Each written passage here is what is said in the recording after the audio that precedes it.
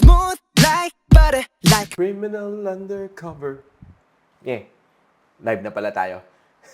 Guys, alam mo guys, natutuwa ako sobra dito sa pinadala sa atin ni Logitech. And it's something na K-pop theme. And yeah, I know that the color pastel is very parang the in thing ngayon. And I believe that itong huling nilabas ni Logitech is something geared toward the K-pop theme. Tara, samahan niyo ako, unbox muna natin. So hi guys, ako pala si Rich Bro ng Gadget, Sidekick, and welcome back to my channel. So right now, buksan muna natin, pakita ko sa inyo ang unboxing netong pinadala sa atin ni Logitech.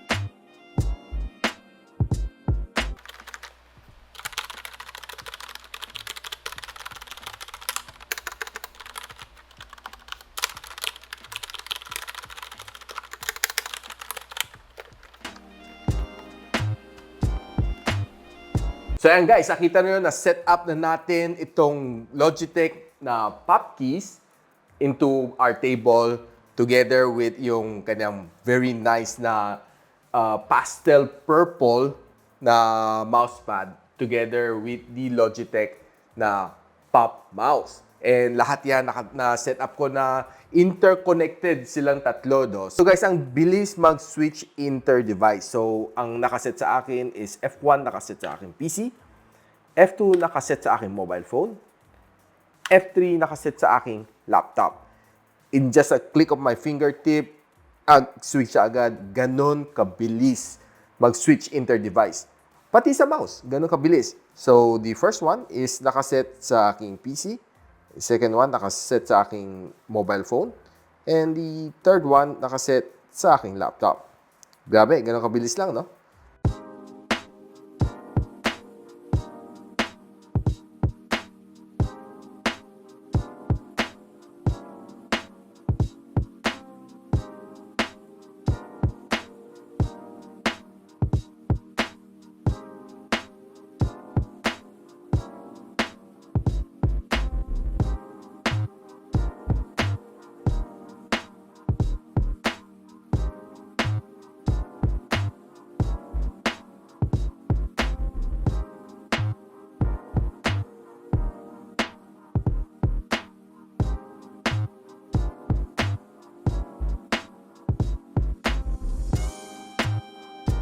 Actually, totoong interconnected sila. Itong dalawang interconnected, ang PC sa aking laptop using the Logitech Flow na software.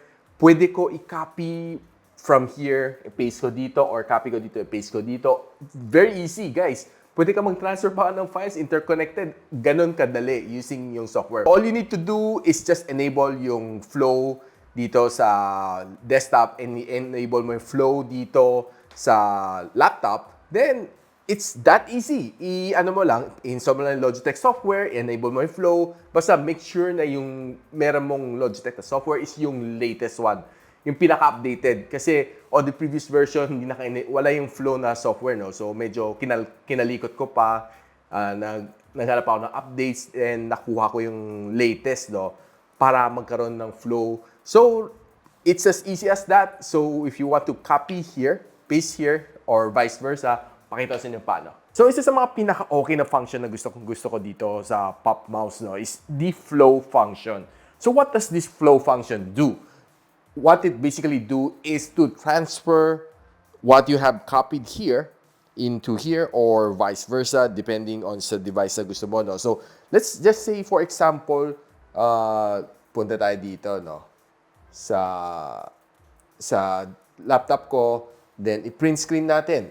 Let's just make a simple print screen. Okay? So, then yung print screen ko dito, ipipaste ko sa paint nitong kabila. Okay, so it's just like a simple walkthrough lang. Okay, so try natin, nabuksan na natin si Paint. Then, gamitin lang natin tong F1 kasi yun ang nakakonect sa aking PC.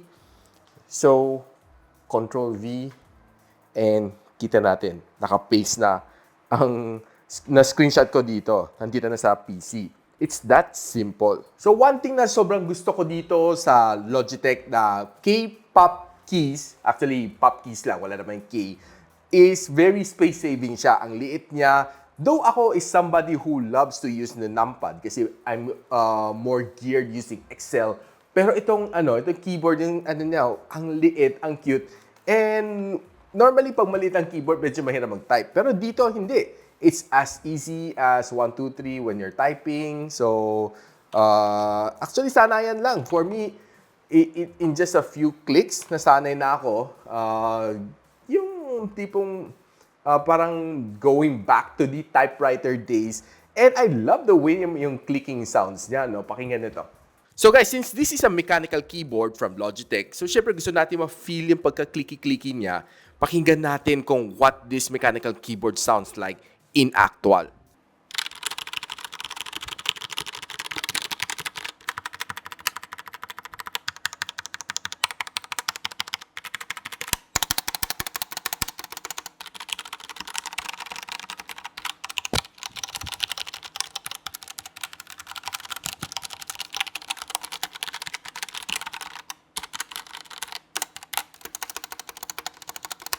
Guys, very satisfying ang kanyang sounds when you're clicking dito sa mechanical keyboard ni Logitech na pop keys.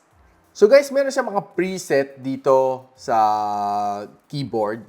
Ito mga actually pwede natin palitan whenever you want. And by default, sa WeChat, pwede pa rin natin siyang gamitin like this one. So, click lang natin to. Yan. So, depende kung ano nakaset. Yan.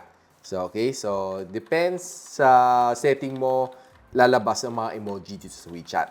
Pwede rin sa Zoom, no? Depende sa support nila na software.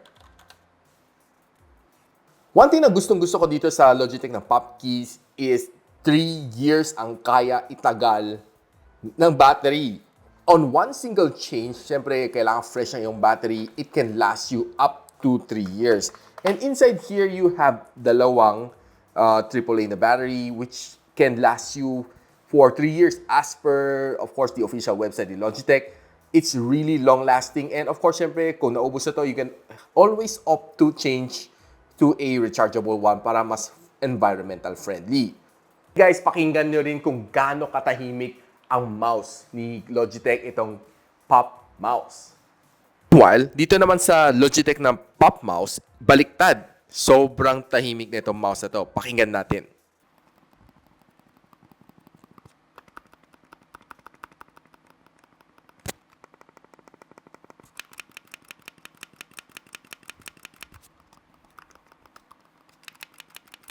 So ano sa inyo guys? Sobrang tahimik na itong left and right click, no? Kahit yung center wheel, tahimik din. Except itong emoji button, no? Medyo clicky-clicky na siya dito sa emoji button. So what's nice about this pop mouse is sobrang tagal na kanyang battery life. Imagine this one can last you for 2 years on a single change nitong AA battery na nasa loob. And ako, I would highly advise na to go more environmental friendly. You can buy a rechargeable na battery so that you won't be disposing any waste in the near future. So yun guys, kita natin, nandito tayo sa WeChat. And pag-click natin itong button na to, ayan. Kung ano nakaset na emoji, no? So sinet ko siya sa emoji dito, like ito, tears of face with tears of joy, yan. Nakaset siya dito sa Logitech software.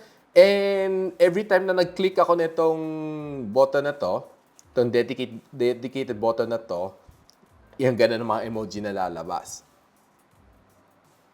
And another thing na gustong-gusto ko dito is yung kanyang smart wheel. So every time na nagsuscroll ako, isipin mo, ang dami mong pwede i-scroll. Like ito, let's say example, ito sa phone ko. So I'll be setting it sa second. So since yan naman ang nakaset sa akin, no? So we can scroll. Yan, kita natin, no? Gamit ko itong mouse. Okay, so scroll lang tayo. And very easy to use. Ganun lang siya kasimple, no? Walang kahirap-hirap when you're scrolling, no? Kung medyo tinatamad ka mag-scroll sa yung touchscreen, you can always opt to use the mouse ni Logitech na pop mouse. Ganun kadali. So guys, did you know na itong Logitech na Pop series na keyboard and mouse, well, si Pop keys and si Pop mouse comes in 3 different colors. Daydream, Heartbreaker, and Blast. Ano napili mo? Ako? Well, Daydream pa rin. So guys, ano masasabi ko dito sa Logitech na Pop keys and Pop mouse? I can say na it's very nice. Eye candy ang kanang color, lalo to si Daydream. I love the color combination between the mint, the lavender, and of course yung yellow. Parang very pastel color siya, no? And pasok na pasok sa mga team ni BTS. And I love the way that it is deployed. Lalo na kung meron ka na itong mousepad niya. And it's really looking nice here sa table ko. It's parang feel mo, you want to relax. At the end of the day, gusto mo mag-sit back, relax, gumamit ka lang ng PC. And kung marami kang device like me, I have my laptop, my desktop, and of course, my mobile phone. So I can interconnect, okay? So switch ko lang naman. It's as easy as F1, F2, F3.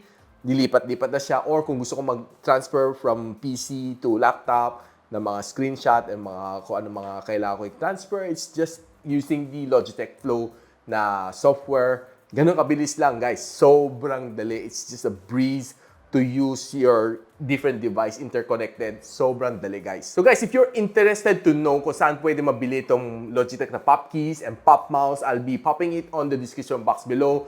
Ilalagay natin yung mga official flagship stores ni Logitech sa Lazada and sa Shopee. And itong Logitech Pop keys is priced at $5,990. And si Logitech na Pop mouse is currently priced at $1,690. So guys, if you find this video interesting and helpful, do give me a subscribe and of course click that bell icon para hindi naman ma-miss ang mga future videos here like this one sa aking channel. And so, ako nga pala si Richmond and you're watching Gadget Sidekick. Watch out!